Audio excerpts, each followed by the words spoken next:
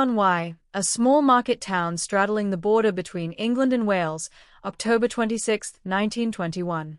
A solicitor named Oswald Martin arrives at the home of a colleague and, at that moment, a professional rival, for afternoon tea. The two men are on opposite sides of a property dispute that's dragged on for months. But the tea itself is pleasant enough. Cake, scones, idle conversation about local matters.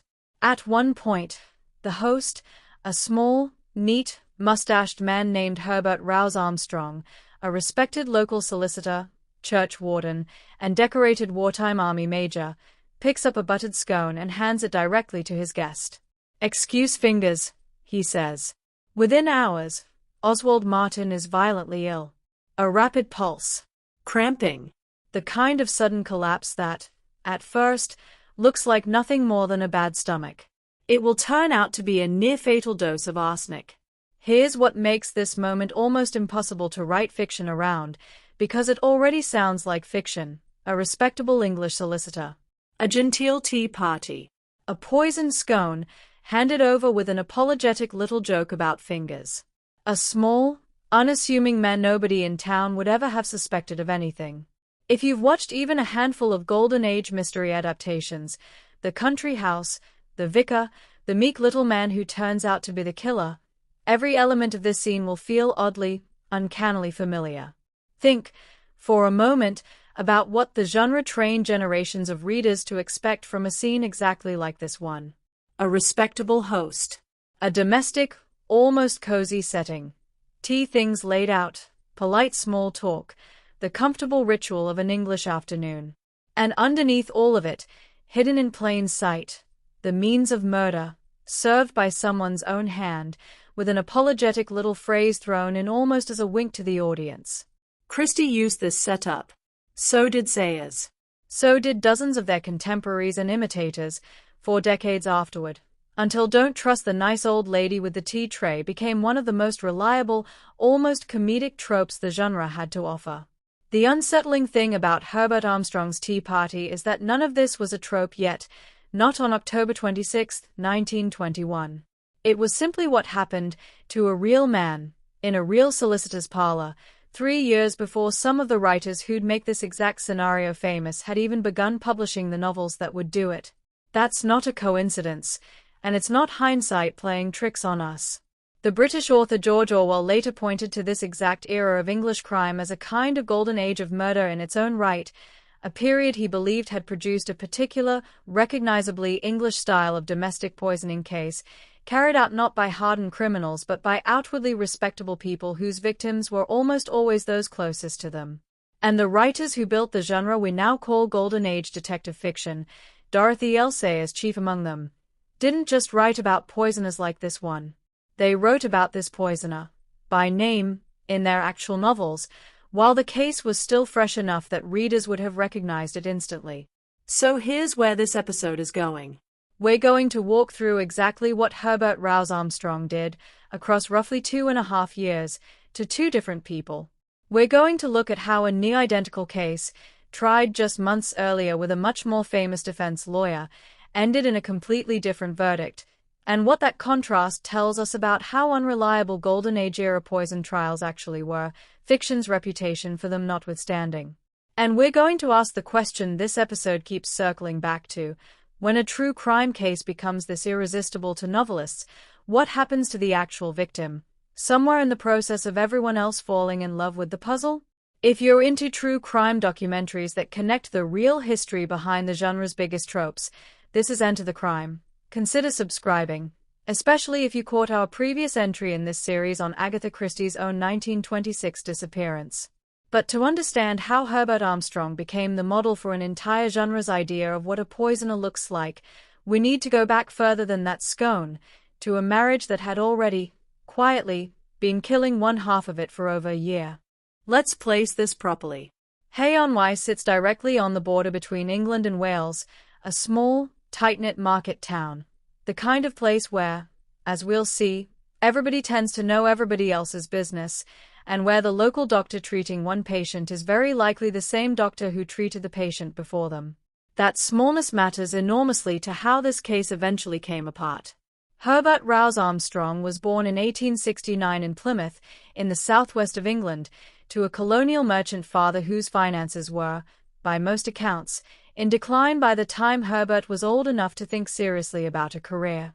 Two aunts funded his legal education at Cambridge, a debt to family generosity that, deliberately or not, seems to have shaped a lifelong determination to build the kind of solid, respectable, middle-class stability he hadn't grown up with. He settled in Hay-on-Wye in 1906 after landing a position with a local law firm, married a woman named Catherine Friend the following year, and the couple had 3 children in quick succession. In between work, parenting, and church matters, Herbert also found time to take part in the volunteer force, a kind of proto-home guard, which meant that when the First World War broke out in 1914, he was called up straight away, serving at various bases around Britain and later in France, and achieving the rank of major by the time he was demobbed at the end of the war. He apparently liked to keep using that title socially in civilian life afterward, a small but telling detail about a man who, by several accounts, carried a persistent undercurrent of status consciousness beneath his respectable surface. There's a part of Armstrong's history that the popular henpecked husband narrative tends to skip entirely, and it complicates that narrative considerably. The First World War is well documented as a period of significant social upheaval well beyond the battlefield, including in the freedoms and constraints governing marriage and fidelity for the men who served. Armstrong, by the surviving record, took full advantage of that loosened wartime morality. Although his letters home to his wife and children read as affectionate throughout this period, he is also documented as having begun a number of affairs while away from Hay-on-Wye, seemingly developing a taste for a kind of secret, parallel life entirely separate from his peacetime image as a devoted churchwarden and family man. It's worth sitting with that detail before we get to what happened next, because it reframes the entire henpecked, browbeaten husband version of events that the press would later lean on so heavily. This was not, on the documented record, a meek man trapped by an overbearing wife. This was a man already practiced, well before his wife's first symptoms appeared, at maintaining a respectable public self that bore little relationship to what he was actually doing in private. By all outward appearances, by 1921 he had become exactly what he'd set out to be, a church warden, a Freemason, a well-liked local solicitor. Small in stature, just over 5 feet tall, he cultivated something close to a small-town pillar of the community persona, well-liked, trusted, the kind of man neighbors, strangers, and journalists alike would later struggle to imagine as a murderer at all. Catherine Armstrong deserves more attention in this story than she typically gets, because almost every retelling of this case, including, frankly, most of the contemporary press coverage at the time, treats her as a kind of narrative obstacle rather than a person. The newspapers loved a particular detail, that she only allowed her husband to smoke in one room of the house and limited his drinking. That detail got repeated constantly, framed as henpecking, practically offered up, in the press of the era, as a kind of unspoken justification for what was about to happen to her. I want to flag that framing clearly and reject it outright. A wife setting house rules about smoking and drinking is not provocation. It's domestic life. The fact that this detail survived a century of retelling, while Catherine Armstrong's actual 2-year medical ordeal gets compressed into a sentence or two, tells you something about whose suffering this story has historically centered, and it generally hasn't been hers. What we know about Catherine herself, beyond the illness that would eventually define how history remembers her, is comparatively thin, itself a small symptom of the same imbalance. She married Herbert in 1907, raised 3 children alongside the demands of being a small-town solicitor's wife, and by most contemporary accounts ran a household that, by the standards of the day, would have looked entirely unremarkable, respectable, orderly, modestly strict in the way many households of the period were. None of the surviving records suggests she was anything other than an ordinary middle-class wife and mother going about an ordinary life, right up until her body began, slowly and then catastrophically, to fail her. Here's what we actually know happened to her, medically. In May 1919, Catherine fell seriously ill, numbness, pain, headaches, gastric trouble. The local doctor, Thomas Hinks, diagnosed a form of neuritis, broadly meaning nerve inflammation, and she recovered enough that she didn't need to see him again for roughly a year. Then, in the summer of 1920, she collapsed again, far more severely, weeks of continual vomiting, unable to leave bed, her mental health visibly deteriorating under the strain. It's worth dwelling on what that combination of symptoms would actually have meant for the person experiencing them, not a single dramatic collapse, but a sustained, grinding illness, severe enough to break down her ability to eat, to leave her bed, and eventually her own sense of mental stability, all while everyone around her, including her own doctor, had no reason to suspect this was anything other than a body failing for reasons medicine of the period simply couldn't fully explain. Dr. Hinks, still with no reason to suspect anything beyond illness, recommended she be sent away for treatment at a private facility called Barnwood. While Catherine was away at Barnwood, something happened in a different part of Wales that, though almost nobody connected it to the Armstrongs at the time, would later become central to understanding how this entire case unfolded. A solicitor about 70 miles away, in a town called Kidwelly, was arrested on suspicion of murdering his wife with arsenic. Before we get to that case, it's worth pausing to understand why arsenic specifically. Of all the ways a person in 1920s Britain could be killed, arsenic held a particular, grim reputation that made it the signature poison of this entire era of crime, and understanding why explains almost everything about how both of the cases in this episode were investigated, prosecuted, and nearly missed entirely. Arsenic trioxide, white arsenic, as it was commonly known, was cheap, widely available for legitimate household and agricultural use, odorless, and tasteless enough to disappear into food or drink without detection. Critically, for most of the 18th and 19th centuries, it was effectively untraceable in the body after death. In France, where its use for exactly this purpose became notorious enough to earn a nickname, it was known as poudre de succession, inheritance powder. To the untrained eye, and often to the trained eye as well, the symptoms of arsenic poisoning, gastric distress, vomiting, cramping, looked almost identical to a range of ordinary illnesses, which were cholera prominent among them. A slow, repeated low-dose poisoning could plausibly be mistaken, for months or years, for chronic ill health.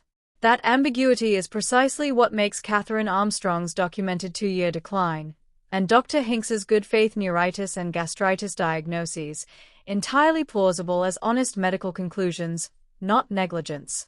There was, for most of this period, no reliable way to tell the difference. That changed, partially, in 1836.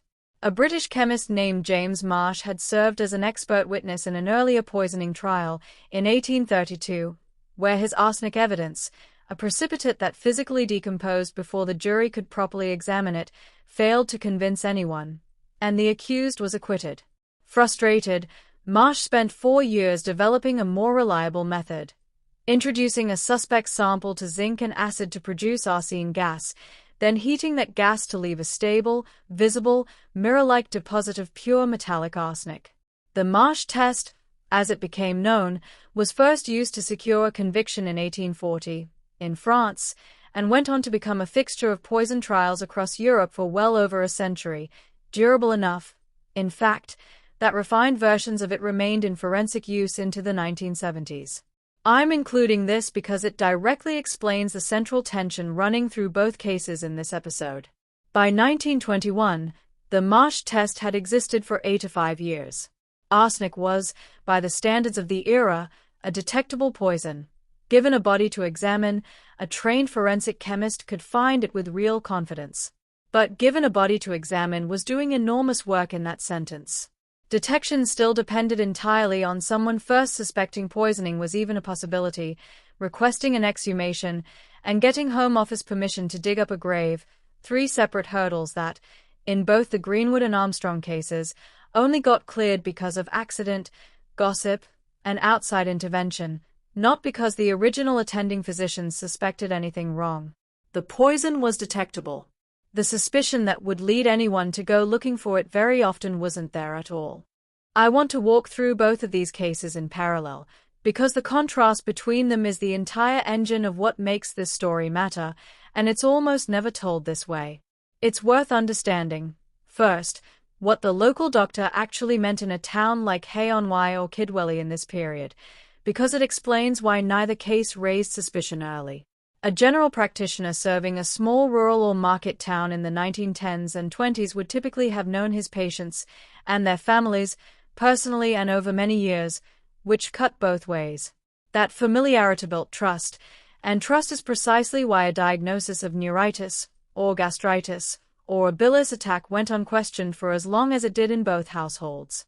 It would have felt, to Dr. Hinks treating Catherine Armstrong, almost unthinkable to suspect the respected solicitor and churchwarden he likely knew socially of slowly poisoning his own wife. Diagnostic medicine of this era, especially outside major teaching hospitals, also simply lacked many of the tools that might have flagged something amiss sooner. No routine toxicology screening, no standardized blood panels of the kind that would become commonplace decades later. A patient's symptoms were weighed against the doctor's clinical experience and, often, against the doctor's existing assumptions about the patient and their household. In a case like Catherine Armstrong's, those assumptions ran entirely in her husband's favor. The Greenwood case, first. Harold Greenwood lived in Kidwelly with his wife, Mabel, and their 4 children. In June 1919, Mabel died suddenly after what was described as an entirely normal meal disagreed with her. Harold Greenwood then remarried, with what the local community at the time openly called unseemly haste. Gossip built for months until, around 4 months after Mabel's death, Welsh police sought and received Home Office permission to exhume her body. It was found to contain roughly half a grain of arsenic. A year after Mabel Greenwood died, her husband was arrested for her murder, a sensation in the national press, not least because it's genuinely rare for a member of the legal profession to be tried for a major crime like murder. Greenwood could afford, and secured, one of the most celebrated defense barristers in England, Edward Marshall Hall, known to the public as the Great Defender. His defense leaned on 2 pillars: that the police had no direct evidence Greenwood himself had administered the arsenic, and that the entire prosecution amounted to nothing more than local gossip dressed up as a legal case. Marshall Hall also worked hard to cast doubt on the forensic evidence and to undercut the testimony of household servants who'd noticed things they considered suspicious. It's worth being specific about what that defense actually looked like in practice, because the courtroom theater of it matters to this story. Marshall Hall was, by reputation, one of the most physically and emotionally demonstrative advocates of his era, a barrister known for long, impassioned closing speeches, for openly weeping in front of juries when the moment called for it, and for an instinct for which detail in a mountain of forensic testimony would actually move 12 ordinary people more than a chemist's careful percentages ever could. Against him, the prosecution had real physical evidence, half a grain of arsenic recovered from Mabel Greenwood's exhumed body, but evidence delivered in the dry, technical language of forensic toxicology, competing for a jury's attention against a performance built to make Harold Greenwood look like the victim of small-town gossip rather than its subject. In November 1920, the jury acquitted Harold Greenwood. He changed his name to Pilkington, moved away with his new wife, and lived what's described as an apparently blameless life until his natural death in 1929. I'm not going to tell you Harold Greenwood was guilty. He was acquitted by a jury, and that verdict stands as the legal outcome of his case, full stop. What I am going to tell you is that contemporary observers, and historians since, have widely treated the Greenwood acquittal as a case where skilled advocacy, not factual innocence, may well have carried the day. That ambiguity matters enormously for what happens next, because while all of this was unfolding in the press, Catherine Armstrong was lying in a private asylum, recovering. Now, Armstrong. Catherine improved steadily at Barnwood. She arrived extremely weak, with serious symptoms including heart murmurs, but after roughly 4 months she'd recovered enough to be discharged into her husband's care. Herbert drove to collect her himself. She arrived home, at the family house called Mayfield, on January 22, 1921. Here is the detail that should stop you cold, and that the genre fiction this case later inspired would have built an entire chapter around. Almost immediately after returning home, Catherine's illness came back. Dr. Hinks, the same doctor who'd treated her original symptoms, was genuinely puzzled. Why would a patient improve so dramatically away from home, only to relapse this severely the moment she returned to it. Weakened by her previous illness, Catherine declined quickly this time. Her husband, by every contemporary account, appeared deeply concerned, spending long hours at her bedside. Exactly 1 month after coming home from Barnwood, Catherine Armstrong died. Dr. Hinks recorded the cause as gastritis and heart disease. She was buried with full ceremony. Nobody suspected anything. Not yet. This is where the case actually starts to unravel, and it unravels almost entirely by accident, which is itself worth sitting with before we get into the reversals. Reversal 1. The initial assumption, the one written on Catherine Armstrong's own death certificate, was that this was natural illness, gastritis, heart disease, a genuinely unwell woman whose body had finally given out. That assumption held completely for 8 months. There was no inquiry, no suspicion in the local community, no scandal.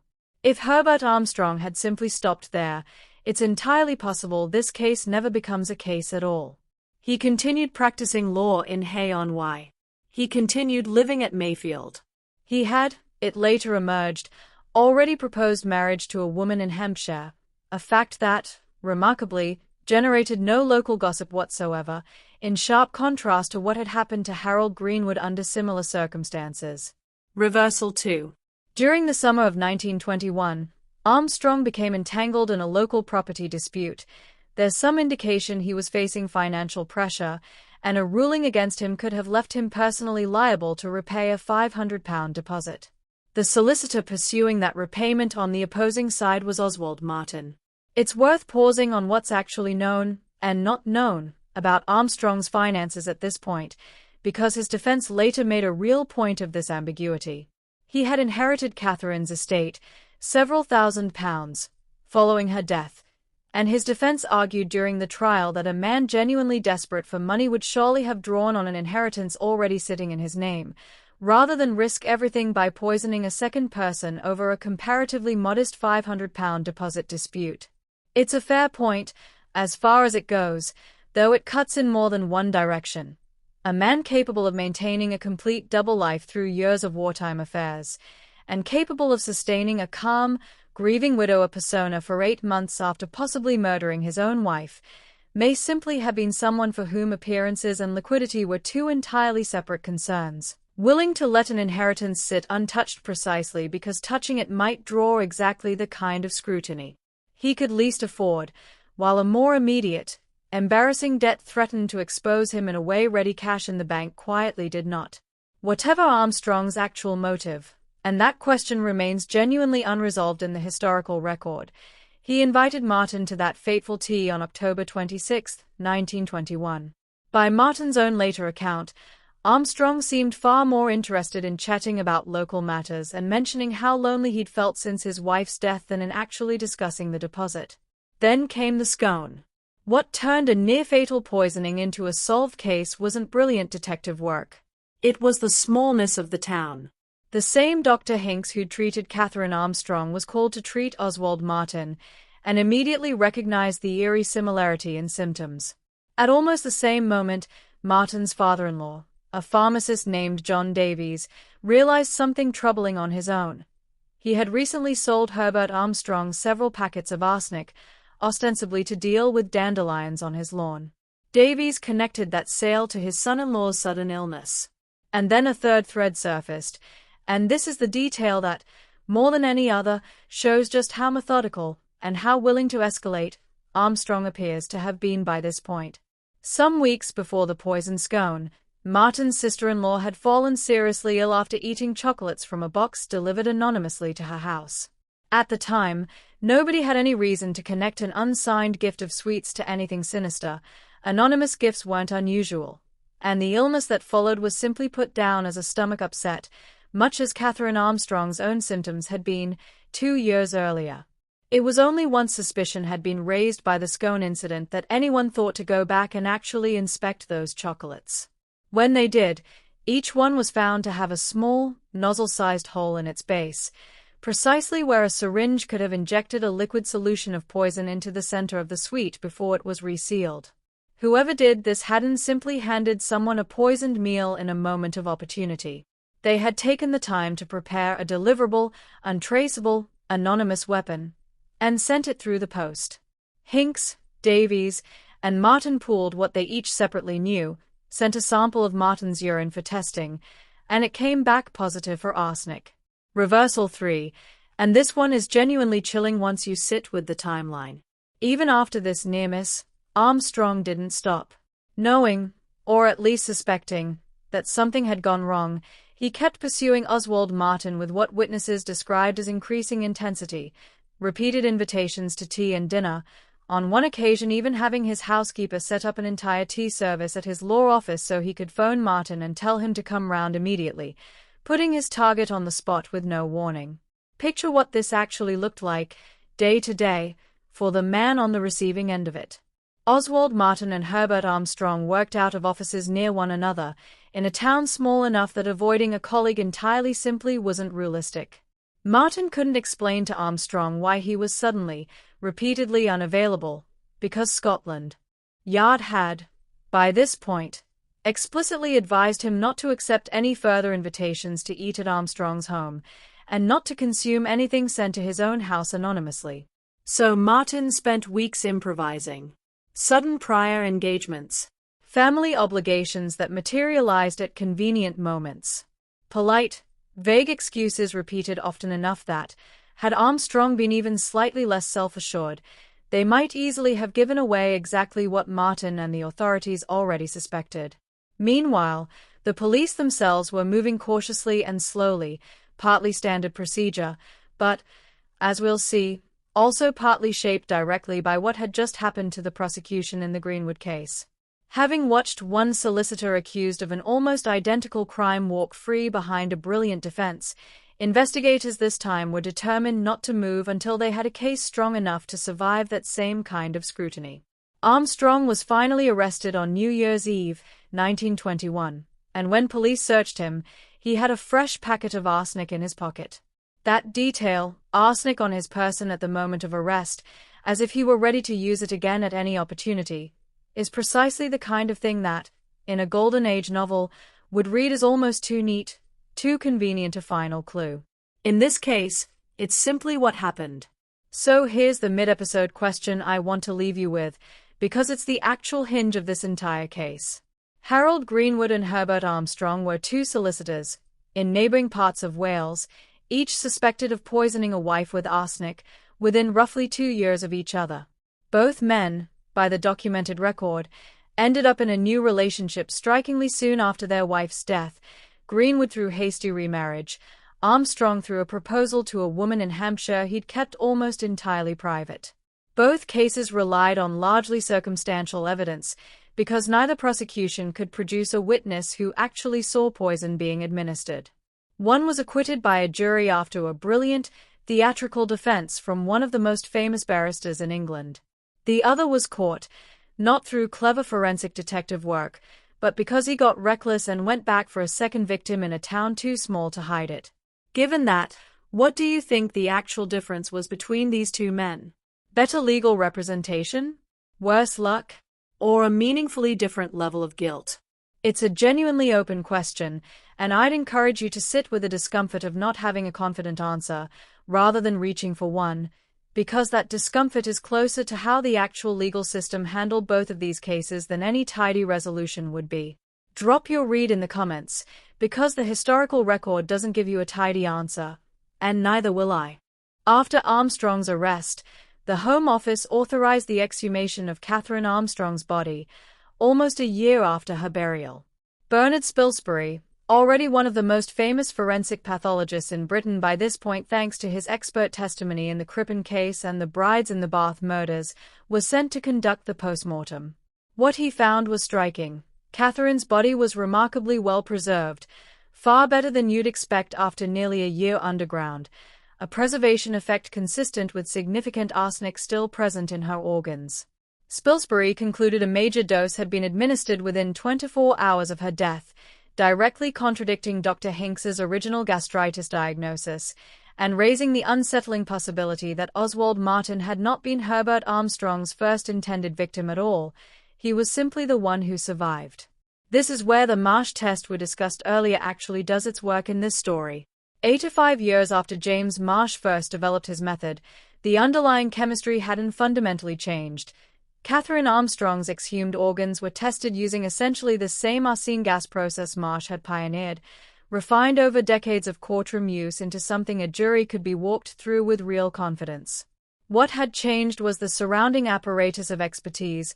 By 1922, a case like this came with a pathologist of Spilsbury's stature, capable of estimating not just whether arsenic was present, but roughly when it had been administered relative to death, a level of precision that turned a chemical test into a timeline, and a timeline into the strongest piece of evidence the prosecution had.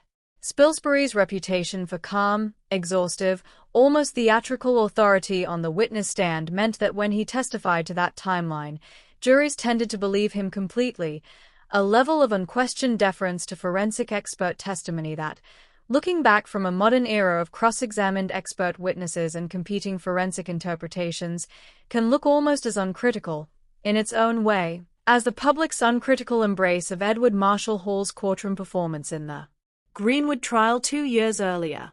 Different kind of persuasion, clinical authority instead of emotional appeal. But in both cases, what ultimately swayed a jury wasn't simply the evidence. It was who delivered it, and how. Armstrong was charged with his wife's murder in January 1922, tried, and found guilty. He maintained his innocence throughout, sticking to his explanation that the arsenic was for killing dandelions in his garden, though he never adequately explained why a man trying to poison weeds would divide his supply into small, individually wrapped packets easily concealed in a jacket pocket, rather than simply pouring it directly onto the lawn. The jury wasn't asked to find direct evidence that he'd personally administered a fatal dose. None existed. What convicted him was the totality of the circumstantial picture, his possession of a substantial quantity of arsenic, his demonstrated willingness to use it again on Martin, and the simple, damning fact that his wife's health had improved dramatically every time she was away from him, and collapsed every time she came home. Here's the reframing I want to offer, and it's the same one this episode opened with. Almost everyone who's written about this case since 1922, journalists at the time, novelists in the years immediately after, podcasters and documentarians since, has been fascinated, first and foremost, by Herbert Armstrong as a character. The unlikely murderer, the henpecked husband, the small, mustached, Poirot-esque little man nobody suspected. Dorothy L. Sayers put him directly into her 1927 novel Unnatural Death, having her detective Lord Peter Wimsey reference Armstrong by name as a cautionary tale about restraint, the idea that even a successful poisoner eventually gets caught if he can't stop himself from trying again. It's a theme that runs through the entire novel. Wimsey and his friend, a Scotland Yard inspector, spend much of the book debating whether it's only the bad murderers, the ones who can't leave well enough alone, who ever actually get caught, a question lifted almost directly from what had just happened, in real life, to the man they were discussing by name. Sayers then borrowed a more specific detail for her 1930 novel Strong Poison. The packet of arsenic found in Armstrong's pocket at the moment of his arrest, repurposed in fiction as exactly the kind of damning, almost too convenient physical clue that gives a golden age detective their breakthrough. Anthony Berkeley, writing as Francis Ills, went further still, building his 1931 novel Malice Aforethought directly around a mild-mannered doctor who poisons his domineering wife, explicitly modeled, according to crime historian Martin Edwards, on Berkeley's fascination with exactly the kind of meek, middle-class professional men the Armstrong case had put in the spotlight. What makes Berkeley's novel particularly revealing for our purposes is its structure. It's written as what's sometimes called an inverted mystery, meaning the reader knows from the very first page that the protagonist is guilty, and spends the rest of the book watching him try to get away with it. Berkeley, by Edwards's account, takes real and unmistakable pleasure in making the reader quietly root for his fictional poisoner to succeed, an authorial choice that only makes sense if you understand how completely the genre, by 1931, had already recast a real killer's unlikeliness as something closer to charm. Notice what's happening in all three of those examples. The genre took Armstrong's method, his social camouflage, and his psychology, and turned them into reusable material. What it largely didn't take with it was Catherine Armstrong. She appears in most retellings of this case, including, frankly, most popular true crime coverage even today, as a plot device. The obstacle removed, the henpecking wife whose death sets the real story, her husband's downfall, in motion. A woman who spent over a year of her life in genuine, escalating physical suffering, who experienced real relief the moment she was away from her own home, and whose body, when finally exhumed, was found to be carrying poison administered within a day of her death. That woman has spent the last century as a supporting character in the story of the man who killed her. It's worth being precise about how this erasure actually happens, because it's rarely a single dramatic choice, it's an accumulation of small ones. It happens in the newspaper editor who decides the smoking room rule is a more compelling detail for a headline than the symptoms of nerve inflammation. It happens in the novelist who needs a motive for his fictional poisoner and reaches for domineering wife because it's a ready-made, sympathetic frame for the killer rather than the killed.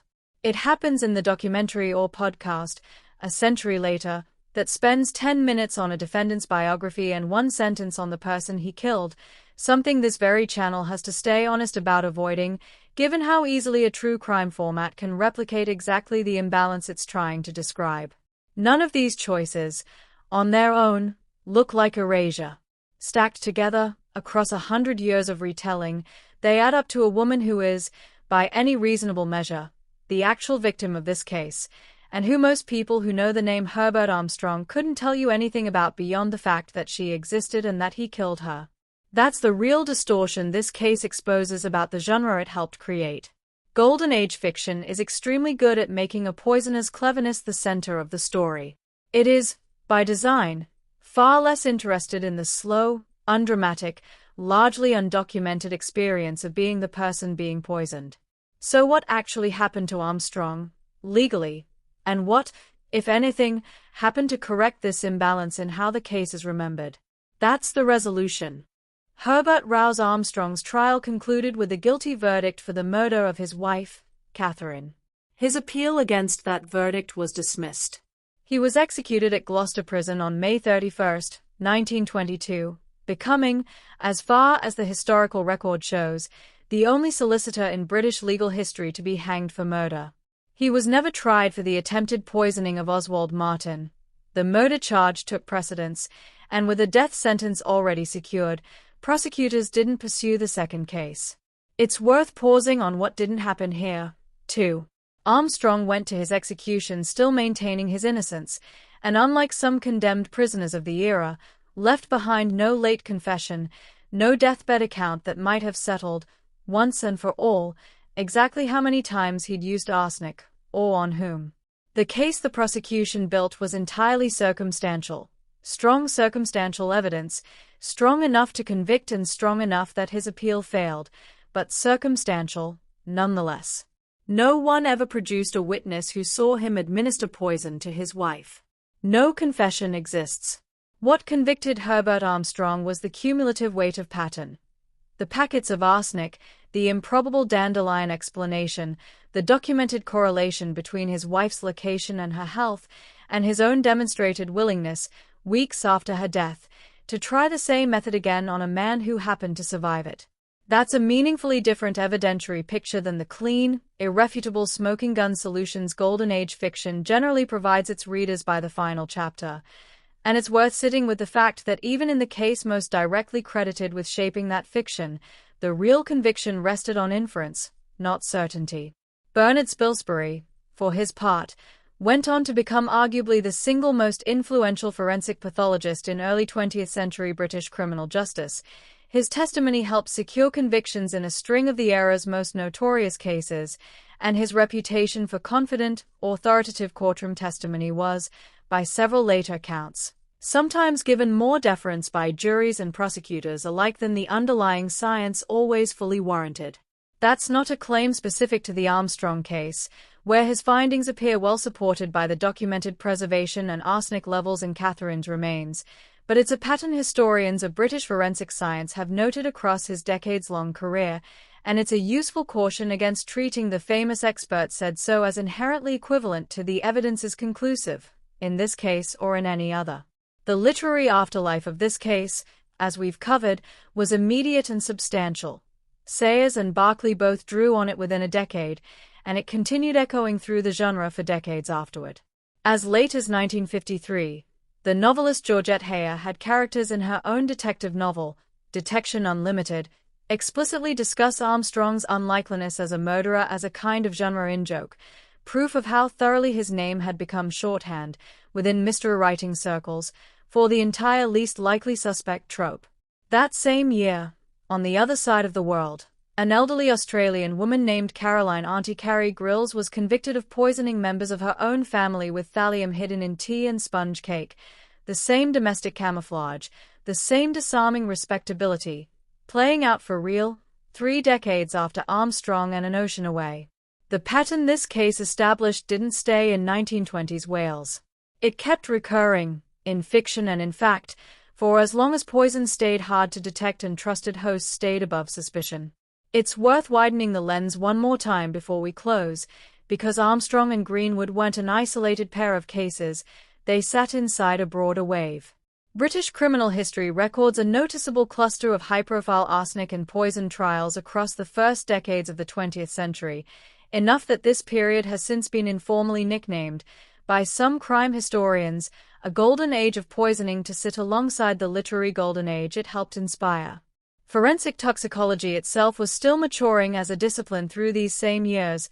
The regional Home Office forensic laboratories that would eventually professionalize and standardize this kind of testing across England weren't established until the 1930s, meaning that for the entirety of the Armstrong and Greenwood cases, the quality and credibility of forensic poison evidence still depended heavily on which individual expert happened to be assigned, and how persuasively that expert performed in front of a jury, rather than on any standardized, institutionally consistent process. That's the unglamorous, structural reason these two near-identical cases could produce such radically different outcomes. It wasn't fate, and it wasn't really mystery, in the way the genre would have you believe. It was an immature forensic and legal system, doing its inconsistent best. What didn't get a comparable afterlife was any real reckoning with the Greenwood case sitting right alongside it.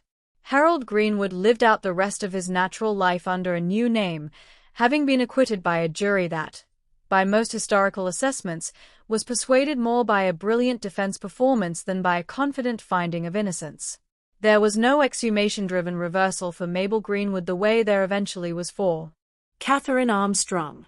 If Harold Greenwood did what many at the time suspected, he is one of the era's poisoners who simply got away with it, not because the evidence wasn't there, but because the right lawyer was. That contrast is, I think, the most useful thing this case can actually teach us about the genre it inspired. Golden Age detective fiction sells the reader a reliable promise. Poison is detectable, motive is discoverable, and given enough careful attention, justice eventually arrives. Real Edwardian and interwar British poison trials, looked at side by side rather than one at a time, tell a messier story.